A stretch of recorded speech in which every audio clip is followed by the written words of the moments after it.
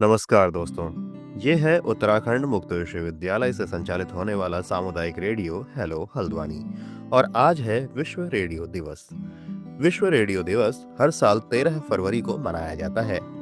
ये दिन हमें याद दिलाता है कि रेडियो आज भी समाज को जोड़ने वाला एक सशक्त और विश्वसनीय माध्यम है। दोस्तों, हमारे समाज में लगभग हर किसी का रेडियो से जुड़ाव रहा है और रेडियो से अपने इसी पुराने जुड़ाव के अनुभव को साझा कर रही हैं राजकीय बालिका इंटर कॉलेज चोरगलिया नैनीताल की प्रधानाचार्य श्रीमती तनुजा जोशी। हर व्यक्ति को एक अच्छा श्रोता होना चाहिए और रेडियो हमें एक अच्छा श्रोता बनना सिखाता है। और रेडियो से मेरे जो जुड़ाव है वो बचपन से रहा है, क्योंकि बचपन से ही मैं रेडियो में जो कार्यक्रम आते थे बच्चों के लिए, बाल मंडली, मैं उसमें अपने कार्यक्रम, अपनी कविताओं को, अपने संस्मरण, अपनी कहानियों को सुनाती आई हूँ। मेरा born and brought up Madhya Pradesh का है, तो मैं आकाशवाणी रीवा से जुड़ी रही। फिर इसके बाद जब मैं बड़ी हुई, मेरी जॉब लग गई और मैं बहुत ही दूरस्थ उत्तराखंड के दूरस्थ इलाके बीरोखाल में चली गई। तो वहाँ भी मैं आकाशवाणी में, जो मेरी एक साथी थी, वो भी युवाणी में उन्होंने मेरे साथ एंकरिंग की थी, तो वो मुझे वहाँ से अपने संदेश देती थी कि मेरा एक दूर बैठी मेरी एक फ्रेंड है, वो मेरी बातों को सुन रही है और बहुत अच्छे अच्छे वहाँ से गीत भी प्रसारित होते थे। तो मैं उसको देख के बहुत ही भावुक हो जाती थी। और इसके बाद मैंने जो है लगातार जो है रेडियो से मैं इस प्रकार जुड़ रही है कि मेरे घर में रेडियो है और आप विश्वास नहीं मानेंगे कि मेरे घर में टीवी जो है बहुत कम खुलता है, क्योंकि रेडियो ऐसा होता है कि वो आपके दिमाग को जागृत रखता है। और रेडियो में जो बातें बताई जाती हैं ना, वो बहुत ही सरल और बहुत ही सहज रूप से और ज्ञानवर्धक होती हैं। और कि आप क्या चल रहा है, देश दुनिया में क्या चल रहा है, किसी के घर में क्या हो रहा है, बहुत ज़्यादा आपकी उसमें इंटीमेसी वाली जो न्यूज़ होती है, जो आपको विभत्स या कहना जो आपको भड़काऊ वाली, वो उनसे रेडियो जो है बहुत दूर होता है। तो इसलिए मैं तो रेडियो के ही समाचार, रेडियो में ही गाने, इवन आज भी जब है मैं अपने घर में रेडियो जो है सुबह से ही लगा देती हूँ और मेरा दिन जो है बहुत अच्छा जाता है। और इवन जब मैं अपनी जॉब में चली भी जाती हूँ, मेरा रेडियो चलता रहता है। तो इवन मेरे जो नेबर्स हैं वो भी मुझसे ये कहते हैं कि आपके माध्यम से हम बहुत अच्छे अच्छे गाने भी सुनते हैं। उसके बाद मैंने रेडियो में भी आकाशवाणी अल्मोड़ा में अपनी कुछ कविताएं भी वहाँ पर प्रसारित की थी। जनसंचार के पारंपरिक माध्यमों और न्यू मीडिया के इस दौर में भी रेडियो की प्रासंगिकता बनी हुई है। उत्तराखंड मुक्त विश्वविद्यालय के हिंदी विभाग के डॉक्टर शशांक शुक्ला बताते हैं कि रेडियो आज भी विश्वसनीयता, सरलता और व्यापक पहुंच के कारण आम जन का प्रिय माध्यम है। रेडियो इन तमाम डिजिटल मीडिया, मोबाइल जर्नलिज्म और न्यू मीडिया के बाद अपनी प्रासंगिकता बनाए हुए हैं। उसका कारण ही 2-3 कारण हैं इसके। एक कारण तो ये है कि रेडियो की पहुंच आम जनमानस में बहुत है, गरीब तबके में है, आदिवासियों में है। वो लोग जो बहुत ज़्यादा लग्जरी जीवन नहीं जीते, उन तक है। तो मास का बहुत बड़ा, सामान्य जन का बहुत बड़ा तबका रेडियो से जुड़ा हुआ है। दूसरी चीज़ कि ये सस्ता है, किफ़ायती है और प्रामाणिक है। प्रामाणिक इसलिए है क्योंकि ये बहुत व्यावसायिक ढंग से संचालित नहीं रहा है कभी भी।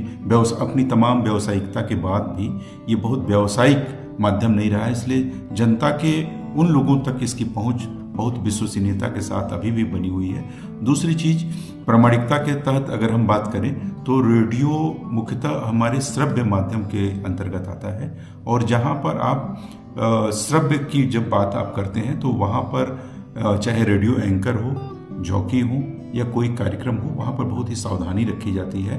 उनके रेडियो लेखन के सिद्धांतों में ये कहा ही जाता है कि बहुत ही तथ्यपरक और एकदम सही जानकारी अपने श्रोताओं को देनी है। तो ये कुछ ऐसी वजहें हैं जिनके कारण से रेडियो अभी भी प्रामाणिक है, क्योंकि आप television, new media, social media में लगातार ये प्रश्न होता है कि सही क्या है, गलत क्या है। क्योंकि आभासी जीवन में, आभासी माध्यम में सच को झूठ, झूठ को सच के रूप में प्रस्तुत किया जाता है, तो वहाँ उनकी विश्वसनीयता थोड़ी संदिग्ध रहती है। लेकिन रेडियो अभी भी उस आभासी जीवन के पटल से दूर है, इसलिए ज़्यादा प्रामाणिक है, जनमानस में लोकप्रिय है और बहुत ही प्रामाणिक है। इसलिए ये अपनी प्रासंगिकता अभी भी बनाए हुए है। विश्वविद्यालय के ही पत्रकारिता एवं मीडिया अध्ययन विद्या शाखा के निदेशक प्रोफेसर राकेश चंद्र रयाल समझाते हैं कि आज के दौर में कृत्रिम बुद्धिमत्ता का समझदारी से उपयोग कर रेडियो प्रसारण की गुणवत्ता को और बेहतर बनाया जा सकता है।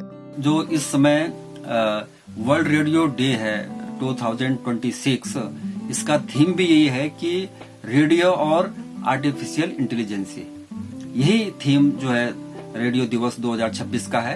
तो क्योंकि ये थीम इसलिए रखा गया होगा क्योंकि कृत्रिम बुद्धिमत्ता का युग है, आर्टिफिशियल इंटेलिजेंस का युग है, और आर्टिफिशियल इंटेलिजेंसी का उपयोग हम अपने अपने जो हमारा कार्य क्षेत्र है, तो यहाँ पर हमारा कार्य क्षेत्र है कि रेडियो एक जनसंचार माध्यम को स्टेब्लिश करना और उसको रन करना।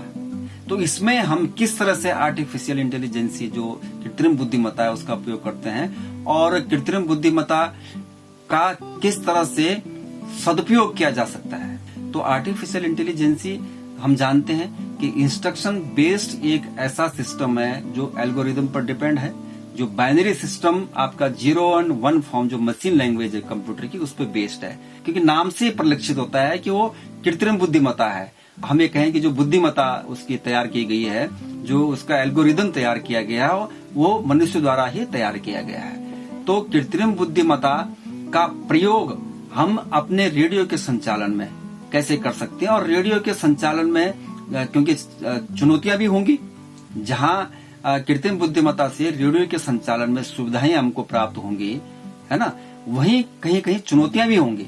उन चुनौतियों का समाधान कैसे किया जाए। आर्टिफिशियल इंटेलिजेंस जो है, जो कृत्रिम बुद्धिमत्ता है, वो एक टूल है, एक तकनीक है। अब उस तकनीक का हम किस तरह से यूज करते हैं, हम सदुपयोग करते हैं या दुरुपयोग करते हैं, वो तो हम पर निर्भर करता है। हम यदि, क्योंकि इंस्ट्रक्शन बेस्ड है, जो हम कहेंगे वही तो करेगा, वो अपनी तरफ से कुछ नहीं करेगा। तो हम यदि उसको अच्छा काम करने के लिए कहेंगे तो वो अच्छा काम करेगा, है ना। हम उसका सदुपयोग करेंगे के लिए उसका यूज करेंगे, अच्छे, हम ये कहेंगे कि उस कंस्ट्रक्टिव वे में हम उसका यूज करेंगे तो कंस्ट्रक्टिव वे में उसका यूज होगा।